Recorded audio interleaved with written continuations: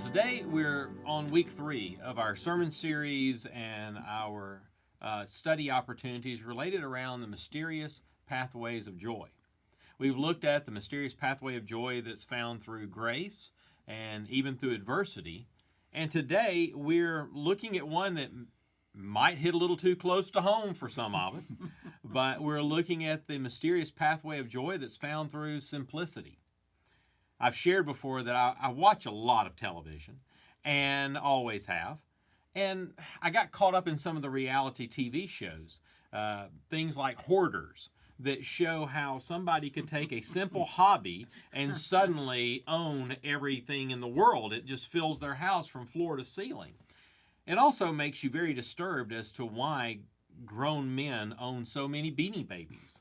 But Beanie Babies seem to be the investment tool for a lot of people out there. And then you have to clean all that stuff out because your home gets condemned.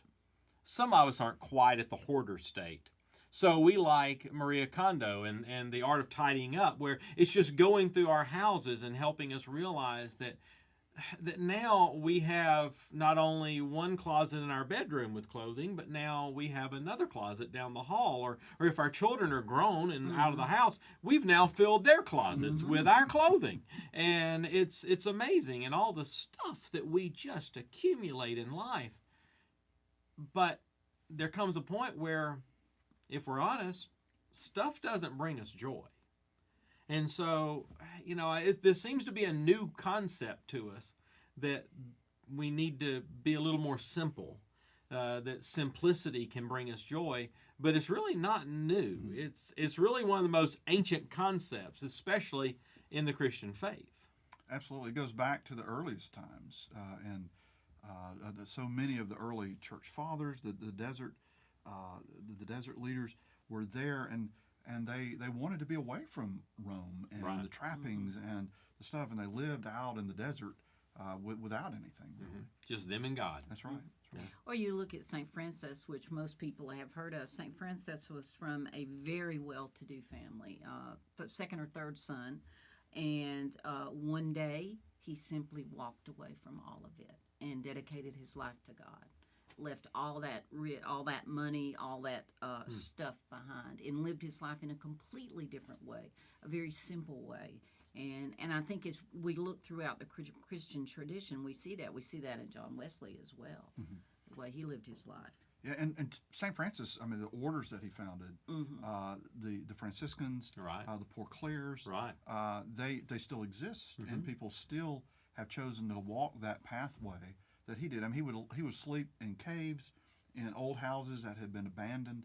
He really didn't want the burden of things, and found a great relief. But his family could not understand what was going on, because who in their right mind would abandon all that wealth? And his father named him Francis because they lived in Italy, but he was intrigued with the trade that he did in France, and he was a merchant that traded everywhere, and so he named Francis after France because he wanted to be that sort of cosmopolitan person of the world, and so why would his son walk away from all that? It just confused him. And I guess the same thing happened really with the Wesleys at Oxford, as they were surrounded by the up and coming of England, but chose to live very simple lives as well. Right, yeah. John, when he became a fellow at Oxford College, he was paid a very small amount of money. It wasn't a lot. He was very low on the rungs of the ladder in the educational world there. And so he sat down and he figured out his monthly bills and what he needed to live on for a year, and he determined that he only needed a certain amount. I mean, it's all he needed for food, it's all he needed for lodging, it's all he needed for clothing, and then he had the rest that he could give away. Right, and it's somewhat like all of us do when you get to that first job. You've lived on the cheap for so long. Oh, yeah. That all of a sudden you've got this massive amount of money. I mean, in everyone else's world, it's not that much, No, but to in your you, world, yeah. it's like Yeah. more than you've ever had. And John found himself there. I mean, Right. he'd been one of 19 children, Yeah. and so he had never really had very much money of his own, and suddenly he had all this money, but he chose to do something very different than most people did. Well, and one of the things that led him to that was he bought furnishings for his room, and he improved his furnishings for his room, and within a week or so, he encountered some people who were struggling because they didn't have food, and he didn't have the money to give them to help them get food because he had bought furniture. And that overwhelmed him, that he had furniture that was sufficient, but he had now nicer furniture. But because of his nicer furniture, he couldn't help someone. Yeah. And so the rest of his life, no matter how much he made, and truly when you look at the economic standards of that day, you do the translation of the money, he made a fortune through the selling of the tracts he would write and through donations and through his preaching and all of that. He made a lot of money, but he still lived off the most meager amount because he would rather give it to someone and have them be able to use it for food or for warmth than for him to have just something else, to clutter up a closet or to sit on a shelf. That wasn't necessary. Now, his parents didn't understand what he was doing either. His mother wrote him one of the harshest letters that Susanna ever wrote John, was when she found out that he had stopped wearing a wig of any sort. This was in the days of powdered wigs. And, only the uncouth wore your own hair. But John figured out that to have a powdered wig, you have to send it out to get it powdered. And when that one's out to get it powdered, you have to own another powdered wig that you also have to keep powdered. And he said he will not put the food from someone's stomach on his head in powder. And so he started tying his own hair back and just wearing his own hair rather than going and having powdered wigs made. And his mother was irate, but I think she finally came around to understand that what he was doing was worth far more than just being stylish. Yeah, and there's that moment, I think, for many people who, for whatever reason, they've chosen to become more simple in their life. And actually, St. Francis had a very similar experience, at least in some of the stories, that what pushed him over the edge was he met someone who had nothing to eat, and he too couldn't give them, and he had to take that moment to pause and say, I have stuff, but I don't realize don't have enough to give someone who's truly starving. Right. And so there's moments that we do that. Now, the three of us are Methodist pastors, and so we have a somewhat unique experience with stuff.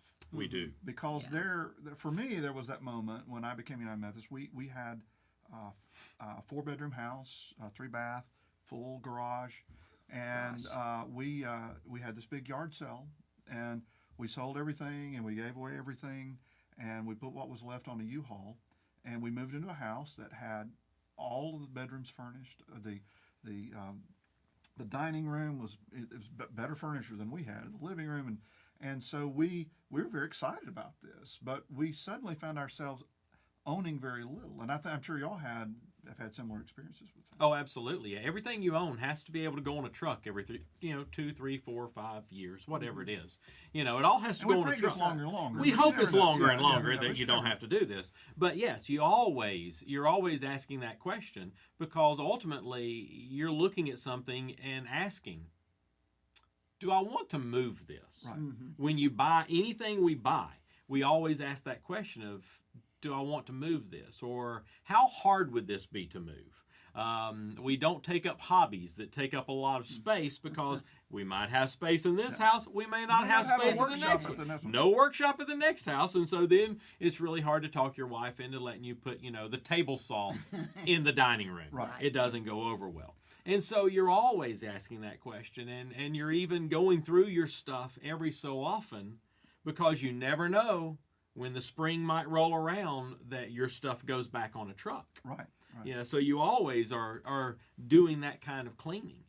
Now, do y'all have the same odd moment around January the 1st, maybe the 5th of January, after Epiphany the 6th, where you're putting your Christmas stuff away?